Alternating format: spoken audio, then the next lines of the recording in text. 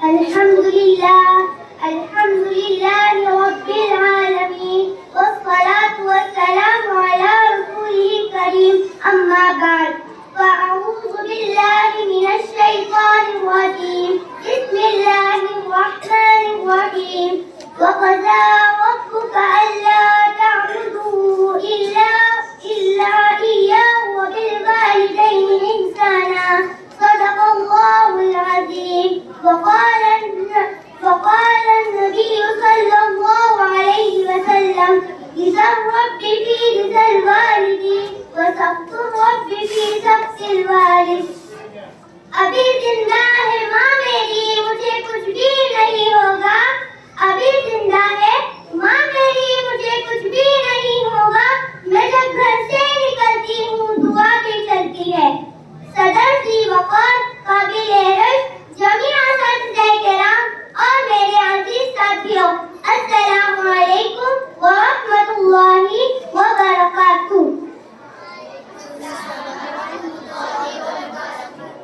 آج میں آپ تمام حضرات کے سامنے والدین کے حقوق کے متعلق کچھ عرض کرنا چاہتی ہوں. امید ہے آپ تمام حضرات غور سے سماعت فرمائیں گے. صدر محترم اللہ نے انسان کو دو طرح کے حقوق دیے ہیں. نمبر 1 حقوق اللہ، نمبر 2 حقوق العباد. حقوق اللہ کا تعلق یہ اللہ کے احکامات اور عبادات سے ہے. اگر اس میں کوئی کمی بیشی ہوگی تو اللہ معاف فرمائیں گے، لیکن حقوق العباد اس وقت تک معاف نہیں ہو سکتے جب تک بندہ معاف نہ کرے. اس لیے والدین کا حق حقوق العباد میں آتا ہے. اس لیے ہمیں اپنے والدین کے حقوق کو ادا کرنے کی پوری کوشش کرنی چاہیے. والدین ہمارے لیے بڑی نعمت اور تحفہ ہے. والدین ہی وہ ہستی ہے جو اولاد کی پیدائش اور دیکھ بھال کے ذمہ دار ہوتے ہیں. جب بچہ پیدا ہوتا ہے تو ایک گوشت کی لوتھڑی کی طرح ہوتا ہے. ماں اس کی دیکھ بھال کرتی ہے، اسے خوراک مہیا کرتی ہے، اس کی صفائی اور ستھرائی کی فکر کرتی ہے اور بیماری میں اس کا خیال رکھتی ہے. باپ اسے پالنے پوسنے کے لیے محنت اور مزدوری کرتا ہے. خود والدین اپنے بچے کے لیے ہر تکلیف کو برداشت کرتے ہیں. خود روکھی سوکھی غذا کھاتے ہیں لیکن اپنے بچے کو اچھا کھانا کھلاتے ہیں. اس لیے والدین کا مقام بہت بلند ہے. خود اللہ تبارک و تعالیٰ نے قرآن مجید میں ارشاد فرمایا وَبِالْوَالِدَيْنِ إِحْسَانًا، والدین کے ساتھ اچھا سلوک کرو. اگر تمہارے سامنے ان دونوں میں سے کوئی ایک بڑھاپے تک پہنچ جائے تو ان کو اف تک مت کہو، ان سے عزت سے پیش آؤ.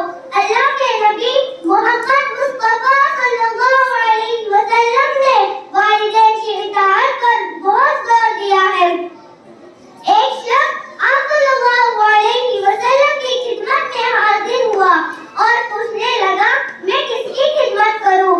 آپ صلی اللہ علیہ وسلم نے 3 مرتبہ ارشاد فرمایا اپنی والدہ کی، اپنی والدہ کی، اپنی والدہ کی، اور 4تھی مرتبہ ارشاد فرمایا اپنی والد کی. اس بات سے اندازہ ہوتا ہے کہ ماں اپنے بچے کے لیے کتنی تکلیفیں اٹھاتی ہے.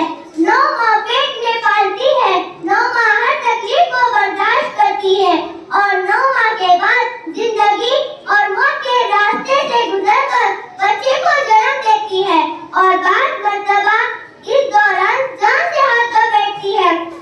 اس لیے فرمایا الجنت تحت اقدام الامہات، جنت ماں کے قدموں تلے ہے. ماں جیسی ہستی دنیا میں ہے کہاں، ماں جیسی ہستی دنیا میں ہے کہاں، نہیں ملے گا بدن چاہے ڈھونڈو سارا جہاں. اس لیے اولاد کا فرض ہے کہ ان کا ادب و احترام کرے، ان کے لیے دعائیں خیر کرے، ان کے لیے بڑھاپے کا سہارا بنے اور ان کے فوت کے بعد ان کے لیے دعائیں مغفرت کرتے رہے. میں اپنی تقریر ایک شعر کے ساتھ ختم کرتی ہوں. دنیا میں کی جنہوں نے ماں باپ کی اطاعت، دنیا میں کی جنہوں نے ماں باپ کی اطاعت